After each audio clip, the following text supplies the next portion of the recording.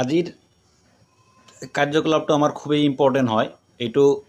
এই কাৰ্যকলাপটো যিখিনি কথা দি আছে এই কথাখিনি আমি আকৌ 2 নম্বৰ চেপ্টাৰটোতো পাম আৰু 3 নম্বৰ চেপ্টাৰটোতো পাম। খুবেই গুৰুত্বপূৰ্ণ।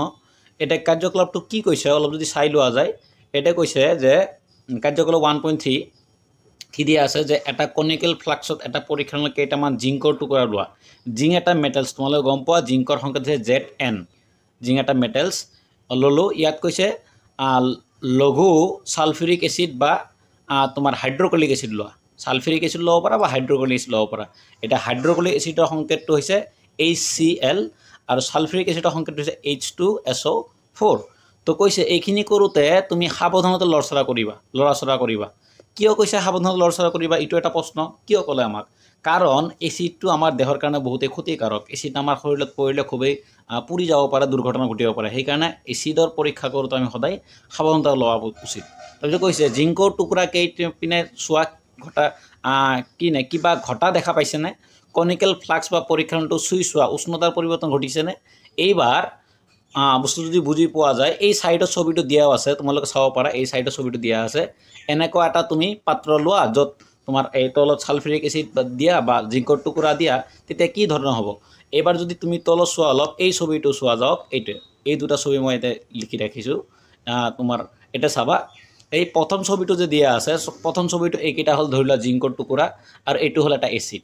জিংকৰ টুকুৰা সংকেত আছিল ZN, তোমালোকে গম পোৱা ZN। আৰু জিংকৰ টুকুৰাৰ লগত যেতিয়া তুমি এসিড দিলা, কি এসিড? লাইক হাইড্ৰোক্লিক এসিড দিলোঁ HCl দিয়াৰ লগে লগে এইটো ৰিয়েকশ্যন কৰিব। ৰিয়েকশ্যন কৰাৰ পিছত এই জিংকটো ক্লৰিন লগ লাগি হ'ব জিংক ক্লৰাইড ZnCl। ইয়াৰ 2 ইয়াত বহিব জিংক ক্লৰাইড আৰু হাইড্ৰোজেন গেছটো লাষ্টত গুচি যাব। আৰু এই হাইড্ৰোজেন গেছটোৰ কাৰণে এই তোমাৰ এটা বাবলছ টাইপৰ ফিল হ'ব। এই যে গুটিবিলাক দেখা পাইছা যে তোমালোকে এইটো হ'ব। আৰু এই যেতিয়া হাইড্ৰোজেন গেছ উৎপন্ন হয় তেতিয়া ই লগতে খুব গৰম প্ৰডিউচ কৰে, তাপ উৎপন্ন হয়। মানে এচিডে যেতিয়া এনেকৈ কাৰো লগত ৰিয়েকশ্যন কৰে তেতিয়া তাপ হয়, পাত্ৰটো অলপ কি হৈ যাব? গৰম হৈ যাব। এই ঘটনাটো অ'কে। এইটো এচিডৰ সৈতে ধাতুৰ বিক্ৰিয়া। এই কথাটো আমি আৰু 2 জাগাত পাম। আমাৰ এচিড খাৰক আৰু লৱণ নামৰ চেপ্টাৰ এটা আছে 2 নম্বৰ, সেইটোতো পাম আমি। আকৌ তোমালোকে যেতিয়া ধাতু আৰু অধাতু মেটেলছ আৰু নন মেটেলছ পঢ়িবা তাতো এই কথাটো পাবা যে এচিডৰ লগত তোমাৰ মেটেলছবিলাকে কেনেকৈ ৰিয়েকশ্যন কৰে। তো খুবেই গুৰুত্বপূৰ্ণ হয় এইটো এটা। ইয়াৰ পৰা কি প্ৰশ্ন হ'ব পাৰে চোৱা অলপ গুৰুত্ব সহকাৰে। এইটোতো হাইড্ৰোক্লিক লিখিলোঁ। যদি সালফিউৰিক এচিডৰ লগত ৰিয়েকশ্যন দিওঁ তেতিয়া কি হ'ব?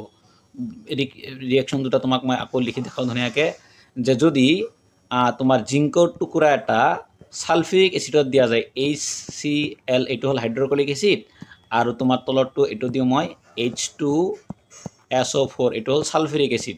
যদি দিয়া যায় দুইটাতে কি ঘটিব? এই হাইড্ৰোজেনটো তাৰ পৰা খেদি দিব, অপসাৰিত কৰিব। এইটো হ'ব জিংক ক্লৰাইড ইয়াৰ 2 ইয়াৰ তলত বহিব। আৰু তোমাৰ এইটো হ'ব তোমাৰ জিংক সালফেট SO4। দুইটাতে হাইড্ৰোজেন গেছ গৈ এক্সট্ৰা হৈ যাব। ইয়াতো হাইড্ৰোজেন গেছ এক্সট্ৰা হৈ যাব, ইয়াতো হাইড্ৰোজেন গেছটো এক্সট্ৰা হৈ যাব। হ'ব, হাইড্ৰোজেন গেছটোৱে মানে বাবলছ ফিল কৰিব। ঠিক আছে।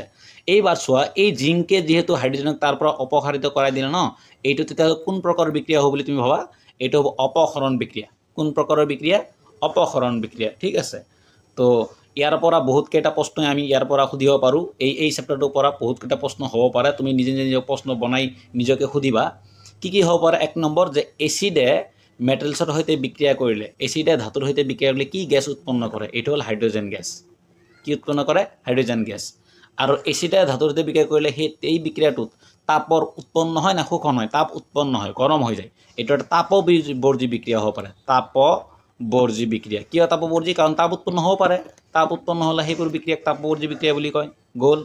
আকৌ এচিডে যেতিয়া ধাতুৰ লগত বিক্ৰিয়া কৰি তাৰ পৰা হাইড্ৰোজেনক অপসাৰিত কৰি দিছিল, সেইকাৰণে এইটো এটা কোন প্ৰকাৰৰ বিক্ৰিয়া হ'ল? অপসৰণ বিক্ৰিয়া হ'ল। কোন প্ৰকাৰৰ বিক্ৰিয়া? অপসৰণ বিক্ৰিয়া। গতিকে ইয়াৰ পৰা বহুকেইটা প্ৰশ্ন আমাক সুধিব পাৰে।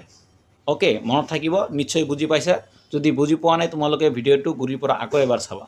হ'ব, মই অলপ স্পীডত কথাবিলাক কওঁ যাতে তোমাৰ কম টাইমতে ভিডিঅ'টো শেষ হৈ যায়, তোমালোকৰ সময় যাতে অপচয় নহয়। তোমালোকে গুৰুত্ব সহকাৰে পঢ়িবা। এইবিলাক এটা লক্ষণৰ পৰা কিন্তু ৰাসায়নিক বিক্ৰিয়াৰ কিছুমান কেৰেক্টাৰ আমি পাই আছোঁ। নিশ্চয় তোমালোকে বুজি পাইছা। তো আশা কৰোঁ এইটো কাৰ্যকলাপৰ পৰা যাতে কোনো নম্বৰ আৰু কাটা নাযায়, তোমালোকৰ পাৰিবা তোমালোক।